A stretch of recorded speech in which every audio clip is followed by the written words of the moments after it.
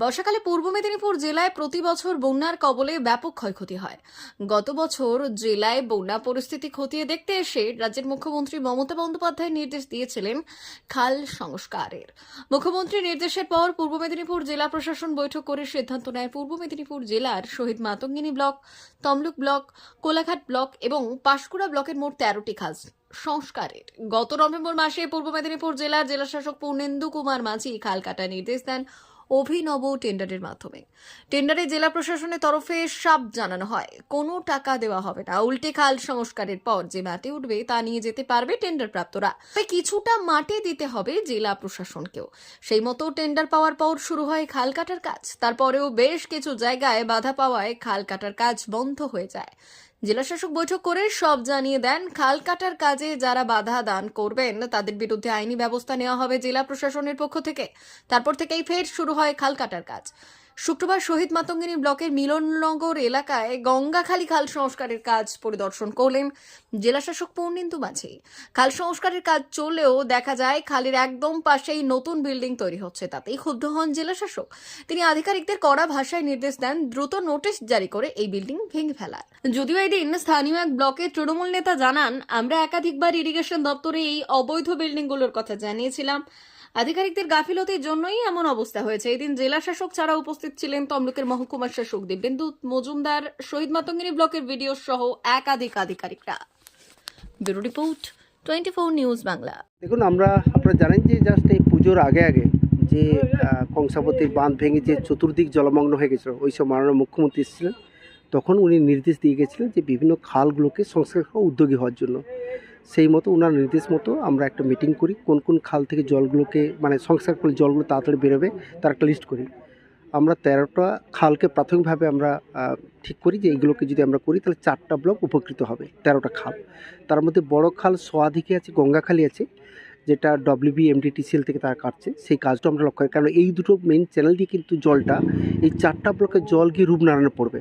সুতরাং এই খালটা সংস্কার খুবই দরকার।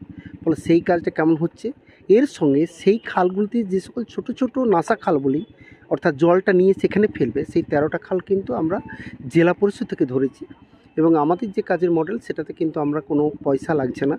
আমরা টেন্ডার করেছি, সেখানে এজেন্সি এসছে, কম্পিটিশান হয়েছে, তারা মাটিটা কেটে নেবে এবং কিছু মাটি তারা প্রশাসনকে দেবে। সেইটা বিক্রি করে গ্রাম পঞ্চায়েত, পঞ্চায়েত সমিতি, জেলা পরিষদ সেই টাকা নেবে এবং তারা পুরো দেখভাল করবে। অর্থাৎ এখানে এই খাল কাটার মাধ্যমে আগামী দিনে যাতে ধান নষ্ট না হয়, জল না আটকে পড়ে, মানুষ না দুর্ভোগ পায়, তার ব্যবস্থা হচ্ছে। একসঙ্গে কিছু ইনকাম হচ্ছে, গ্রাম পঞ্চায়েত পরিষদের ওন ফান্ডে সেটা আসছে। ফলে এর একটা মাল্টিপারপাস একটা ইউটিলিটি রয়েছে, সেই মতো করে কাজগুলো হচ্ছে। আজকে আমরা সবাই মিলে এসেছি কাজগুলো দেখতে, তদারকি চলছে, কারণ আমাদের যেটা চেষ্টা মে মাসের মধ্যে কিন্তু আমাদের কাজগুলো শেষ করতে হবে। ফলে সবকটা কাজ স্টার্ট হয়েছে। এখন আমরা যাব পায়রাটুঙ্গি, ওখানে একটা খাল ধরেছি সোয়াদিঘি, সেই খালটা সেটাও আমরা দেখতে যাচ্ছি। এবং আমরা প্রতিনিয়ত বিডিও সাহেব, এসডিও সাহেবরা এবং ইরিগেশন ডিপার্টমেন্ট যারা নোডাল, তারাই কিন্তু এই পুরো মাপ যোগ করে কী লেভেল মেনটেন করলে জলটা যাবে, তারাই কিন্তু পুরোটা করছে। ফলে ইরিগেশন ডিপার্টমেন্ট যেভাবে করে দিচ্ছেন আমাদেরকে, সেই মতো করে আমরা সবাই মিলে, অর্থাৎ পুরো প্রশাসন, পঞ্চায়েত সমিতি, গ্রাম পঞ্চায়েত, জেলা পরিষদ সবাই একসঙ্গে মিলে এই কাজগুলোকে আমরা হাতে নিয়েছি। কিন্তু একটা জিনিস আপনি দেখতে পেলেন যে এই যে খাল কাটা চলছে তার মাঝখানে কিন্তু দোতলা একটা বাড়ি চলছে, দোকান রয়েছে, স্থানীয় প্রশাসনরা কিভাবে? আজকে তো আপনি তো দেখলেন যে এই অনেক কিছু বাড়ি আছে, অনেক বহু পুরনো বাড়ি, অনেকের বাড়ি কিন্তু জাস্ট ধসে পড়ছে। তার কারণ জল গেলে কিন্তু জলের যে প্রেসার থ্রাস থাকে, মাটি নরম হবে, ভেঙে পড়বে, ফলে প্রাণহানি ঘটবে। ফলে তাদেরকে আমরা বারবার বোঝাচ্ছি, আপনারা এখান থেকে চলে আসুন, আপনারা নিরাপদ থাকুন। এই যে আপনারা দেখলেন এখানে একটা দোতলা পাকার বাড়ি হচ্ছে, এখন ইরিগেশনকে বললাম নোটিশ দেওয়ার জন্য এবং এসডি সাহেবকে বললাম নোটিশ দিয়ে এটাকে স্টপ করে এটা ভাঙার ব্যবস্থা করতে হবে। তার কারণ এইভাবে যদি খালগুলো বন্ধ হয়ে যায়, তাহলে মুষ্টিমেয় কিছু লোকের জন্য লক্ষ লক্ষ মানুষ তারা দুর্ভোগ পাবে। এটা সবাইকে ভাবতে, শুধু আমার কথা নয়, নিজেরটা না, সবার কথা ভাবতে হবে। সেই জন্য সবাইকে অ্যাপিল করছি, এটা আর করবেন না। আপনারা খাল জায়গাগুলোকে ছেড়ে দিন, যাতে খালগুলো পরিষ্কার পরিচ্ছন্ন থাকে, যাতে বর্ষাকালে মানুষ যাতে দুর্ভোগ না পায়। এখনকার মতো খবর এই পর্যন্তই। আরও নিত্য নতুন আপনার এলাকার খবর জানতে লাইক ও শেয়ার করুন আমাদের চ্যানেল 24 নিউজ বাংলা। ধন্যবাদ।